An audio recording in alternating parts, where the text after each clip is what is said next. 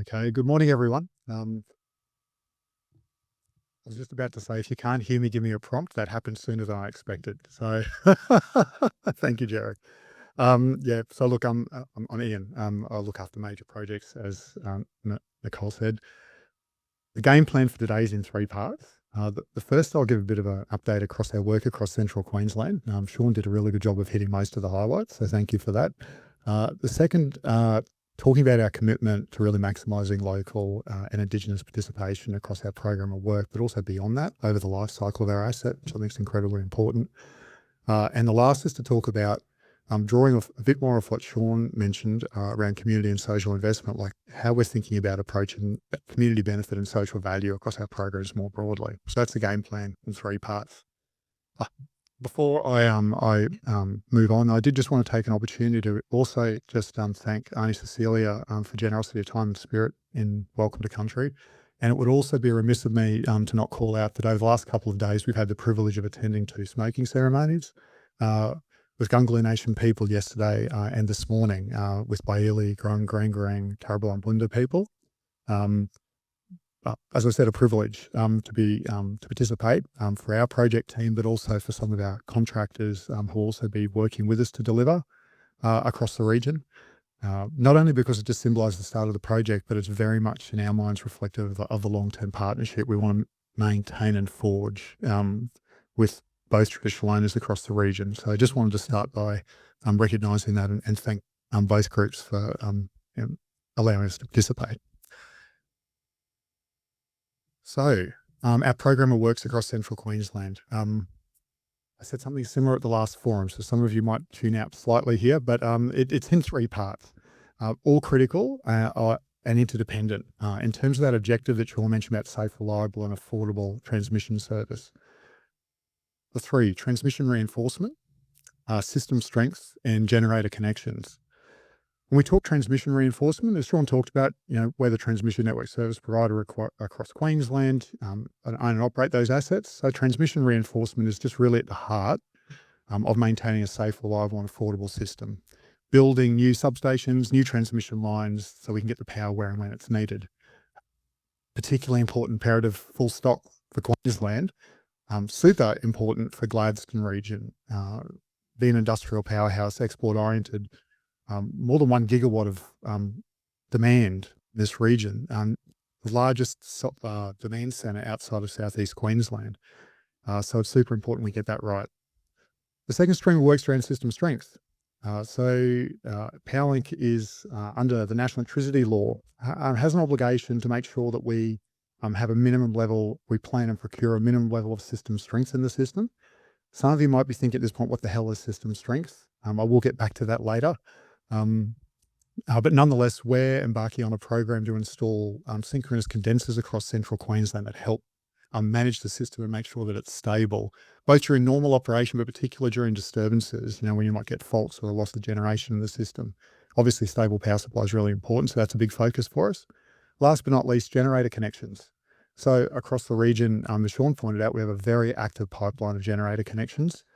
Powerlink doesn't develop our own generation, but we have a very important role in facilitating its connection. We're a regulated transmission business. We are run under an open access regime, which means that no matter what sort of generation it is, if it turns up and meets the performance and technical standards, then it's our obligation to help to connect it.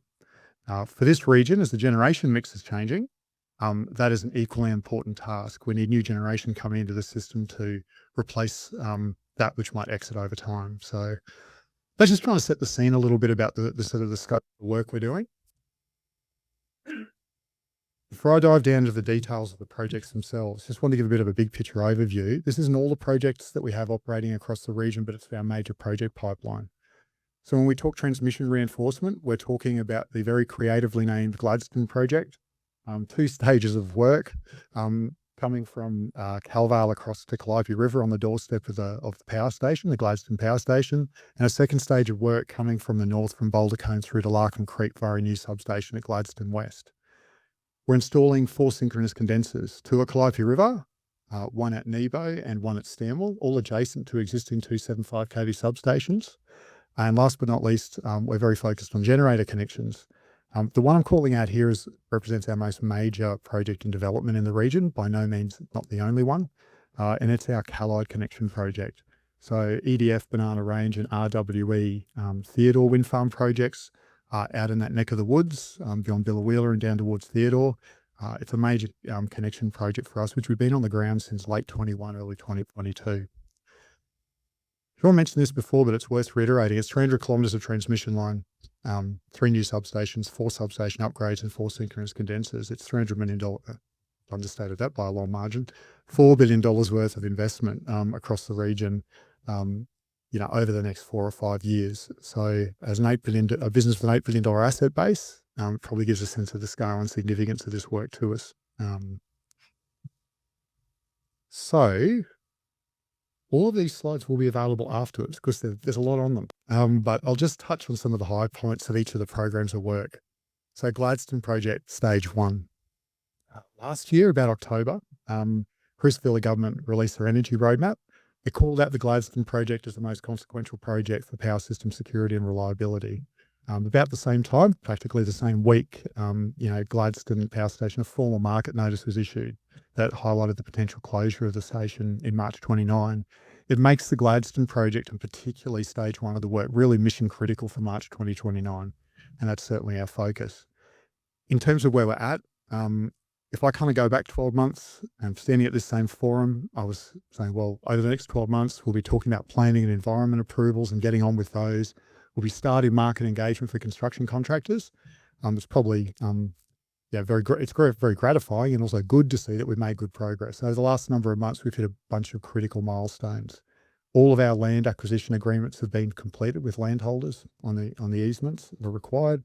EPBC approvals, our federal environmental approvals, have been landed. State planning approvals granted. Our Indigenous relationship and cultural heritage management agreements are in place, which gives us a foundation to move forward. And as we've heard earlier today and looking over at BMD, we've recently just awarded a Clarion Access initial work package to BMD, who start work this week. Our main works construction contract packages are being progressively awarded over the next few weeks, I should say, to the end of August. I'll probably put a shock through a couple of our contractors in the room in saying that. Over the next couple of weeks. So effectively, we're on track. And that's important because March 29 is an incredibly important date for us, and the team have done a tremendous job over the last year really driving towards those outcomes. A few fast facts. Now, Sean touched on these, so I probably won't repeat them, but it just really reinforces that for Stage 1 of the work, there's a lot of equipment, plant and people to be moved around and to arrive at the right location at the right time. And I've heard people in the past describe transmission projects a bit more like logistics projects. We've got a lot to do to get on the ground, but we're certainly ready and raring to go. Okay, on to Stage 2 of the project. Being the second stage of work, it's about 15 months behind Stage 1, not in the sense of schedule, but just in natural development timeframes. We're a little bit earlier in the process. We've been out over the last 12 months doing corridor selection work. Really getting in with a lot of direct landholder and community engagement about the transmission line easement, working with traditional owner groups. Over the horizon, we're now moving into detailed design, and importantly, we'll be out in the market for contracting for both clearing access and construction work on that stage of work at the end of this year. The project itself is about a 95-kilometre transmission line. It goes via a new substation at Gladstone West. We know people are really quite interested in understanding when these assets will be turning up on the ground. So just want to mention, Gladstone West is on target for June 2029, the substation, the transmission line in the second half of 2030. All right. Now to our system strength project. So we're installing 4 synchronous condensers across central Queensland, as I mentioned earlier. In terms of what system strength is, just to mention, it's a characteristic of the power system which helps ensure the system remains stable voltage during system disturbances. As the generation mix across Queensland and central Queensland changes, it actually becomes super important to the quality of supply and the stability of supply in the power system. The way we're actually going about that, there's a whole raft of ways that people in the room would talk to you about how to provide system strength.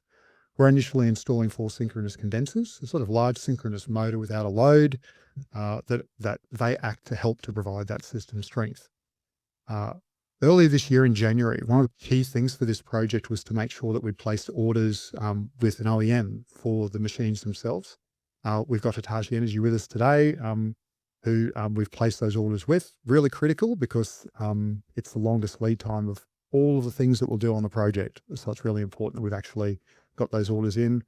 We're now into detailed design, into siting studies, and we're also in the market at the moment tendering for balance of plant. Because it's one thing to buy the facility, but you need to actually connect to the network, and that's a major work package that we've also got in the market at the moment.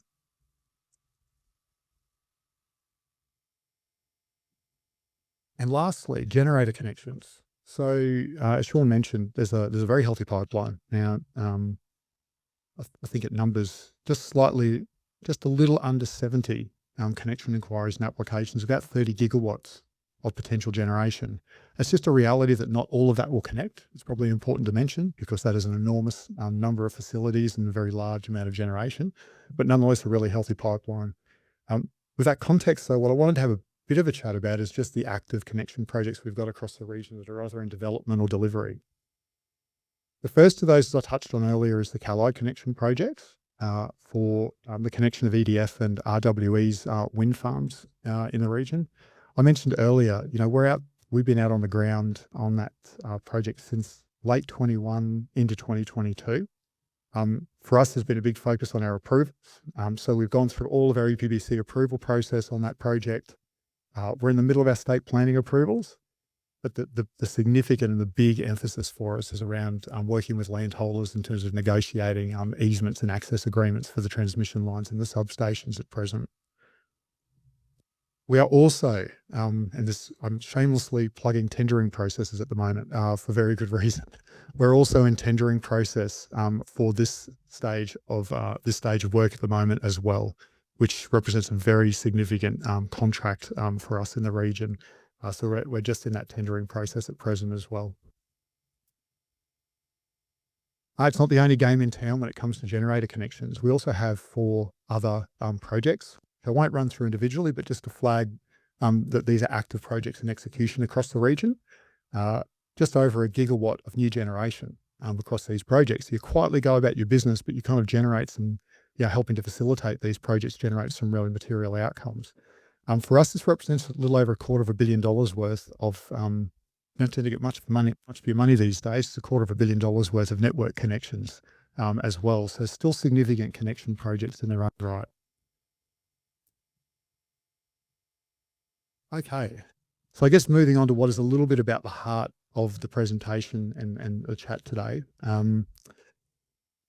Very keen to turn our attention to how we're maximising local and Indigenous participation on this program of works and into the future.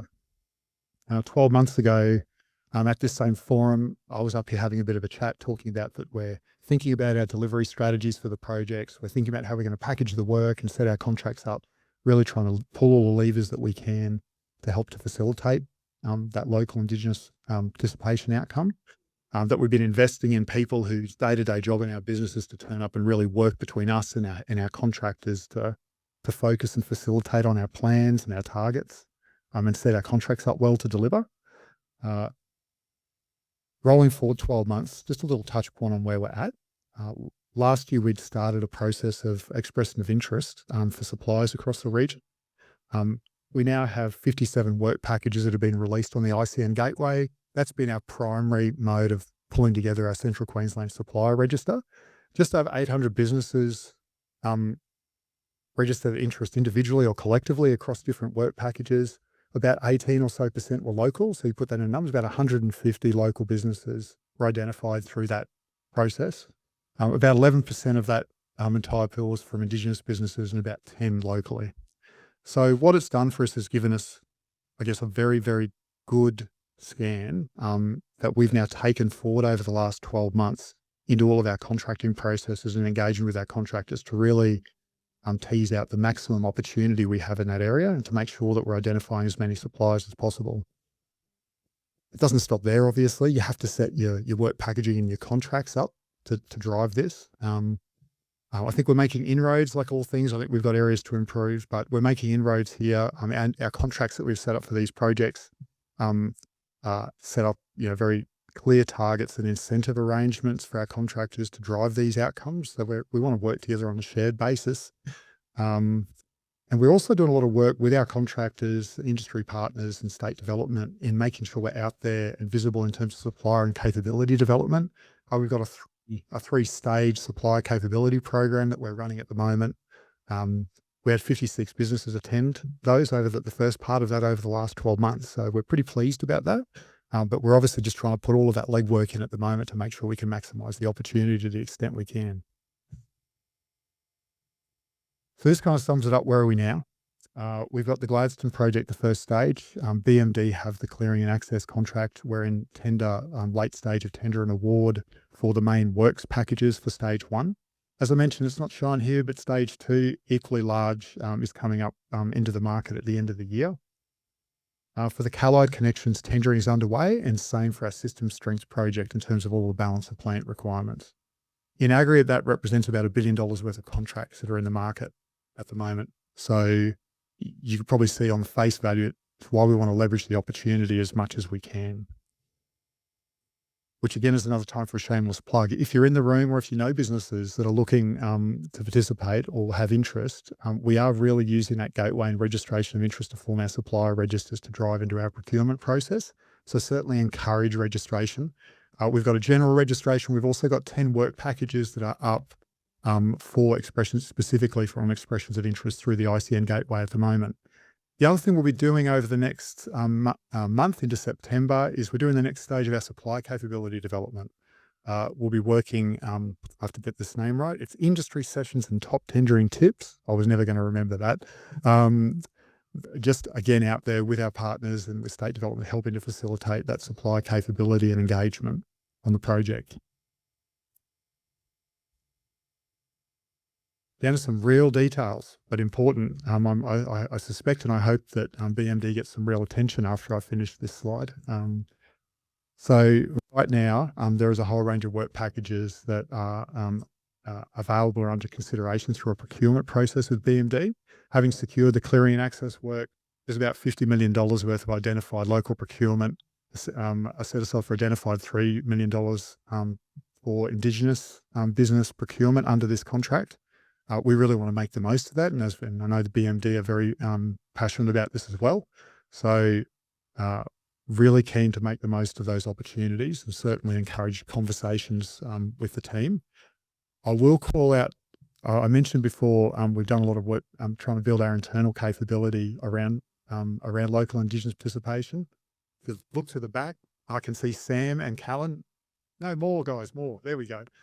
So they're our local Indigenous participation specialists for this program of work who are in the room with us today. I call them out because it'd be great if anyone wants to have a conversation with them about how this is all shaping up. Certainly go and see those guys and they can help them navigate through around and have chats with BMD and some of our other contractors as well. Okay, to the last part of the presentation. Really just want to hone in on how we're thinking about our broader contribution to communities across Central Queensland, really focused around community benefit and social value. As an essential service, we're very mindful that the infrastructure we deliver, sort of underpins economies and prosperity. But we're also equally mindful that what we build is one thing, how we get there is a way in which we'll also be judged and measured. And I think this really goes to the heart of the focus we're placing on benefits and value to Central Queensland. I think it would be fair to say that we're trying to shift our focus from more of a reactive project by project lens in our work to making sure we're taking much more strategic and a long-term regional whole of country view that is about the program but goes beyond the life of the program. And I think if we know we're doing it well, we should hear from people. I can see a local and enduring presence, point to tangible legacy investment, But you can see that we're working to leverage as many partnerships as we can across community to really maximise impact. Uh, and that it's not just a project-driven outcome. We're really seeking to make sure that the whole of organisation response over the life. We build a project and the asset's on the ground for 40, 50 years or longer. So we really want to make sure we're driving that long-term focus in terms of these benefits. The other thing that's also incredibly important is we don't assume anything. And so we've done a lot of work over the last 12 months in terms of trying to understand the needs and interests of community in a lot more detail, which led us to our first social impact assessment for Central Queensland. There's a heap of dot points of information on this slide, but these will be shared afterwards. But the idea here was to capture what is about 300 pages and 12 months worth of work across the region in a slide, never going to give it the nuance that it's needed. I guess the important to make is we've been out there engaging the stakeholders and community to really understand how they think our projects and program will impact them, but also how we can manage that impact and generate benefit. A lot of projects, this is nothing new because social impact assessment and management plans will often be part of conditions for projects. A little bit different here, we've chosen to kind of take these steps on a voluntary basis because we see it's really important to kind of, again, not assume, but really get and understand, needs and interests of community. A few things I would call out. I've certainly no intention of reading every dot point. Just relieved about that. A few call outs I would make. When it comes to community and stakeholder engagement, there's a very obvious piece of feedback that we need to keep working on. People looking for clear, transparent, face-to-face, importantly, face-to-face engagement. The sense that people form part of community and are there and available and visible with purpose. We have been certainly doing a lot of work in that space. I think we've got more to do. So I think that really kind of gives us something to focus on. When we're engaging, there are a number of issues that come out in terms of our impacts, I guess, across community. But the one that really jumps out and is always at the top of the list is around land access and biosecurity arrangements. In the way we engage on it, but also our systems and how we deliver and how we work with our contractors on the ground to manage biosecurity is extremely important. So that's something that, we probably didn't need a survey to understand that, to be honest, but we certainly know that's an enormous issue that we need to keep our focus on. And the last is around housing and accommodation. A very consistent theme that came out across the region during this work was just around the tension and the constraint on housing and accommodation. Rental vacancy rates are 1.5 to 2%, I think, in the Gladstone region. So we need to be very, very careful about how we're planning that and mobilising workforce, not only ourselves, but contractors and our contract partners. So those sort of things that we're picking up and obviously then wanting to then trigger work that helps to address those things so we can actually provide a real response. Lastly, just a little bit of a chat about our work across community benefit and social value. Sean touched before on the $4 million community and social investment. I just kind of want to draw off the back of that. We're obviously very interested in getting that work going, work across the region and then getting those funding initiatives stood up for 2027. We've also got community grants over the last couple of years. They're smaller grants, but they're grassroots contributions to community associations, sporting clubs, which has been $125,000 over the last couple of years through around 33 organisations. What I really wanted to call out, though, those community grant programs for Central Queensland are open at the moment, closing just on the end. I think it's the 21st of September. So if you're in the room and you're president of a sports club or a community association, we're very keen for people to kind of access those opportunities if they can. The other thing I'd be very keen to talk about is that concept or that idea of local and enduring presence, which fits in that sort of second category of people and place-based initiatives. People are wanting local presence and face-to-face engagement. Over the last number of years, we've been moving to a more regional model. We've established a regional hub in Gladstone. We're now making that permanent. We're acquiring and improving that hub. It's in Kallamonda. We've got 57 team working out of that hub and across Central Queensland, 16 apprentices, which is really pleasing to see. We have 4 landholder and community relations advisors that work across the region. We've got 2 of our community relations advisors that probably didn't know I was going to call them out, Eliza and Alison. There's Eliza. Hello there, Alison, down the back in the room with us today. If I imagine a great number of you would know both of those guys, but just wanted to mention that they're in the room with us today. And in terms of project engagement, one of the things that we've really been getting a lot of feedback on is that we need to not just kind of put up the sign at the town hall and wait for people to come to us. We actually need to turn up where people are.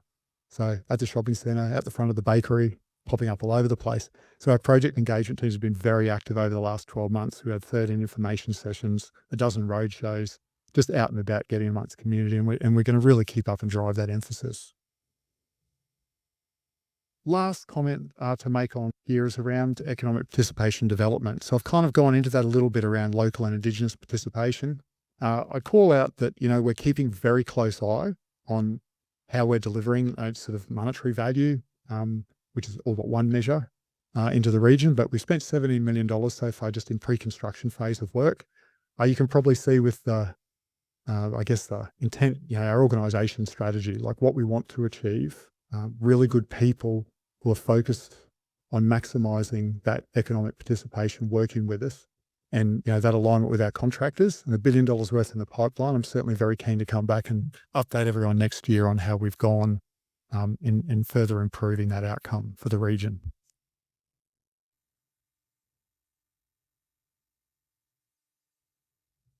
Thank you all.